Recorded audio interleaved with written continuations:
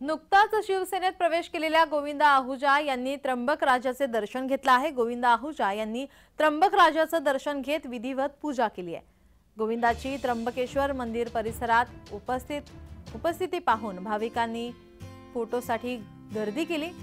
यावेळी त्र्यंबकेश्वर विश्वस्तांनी गोविंदांचा सत्कार करत सन्मान केला।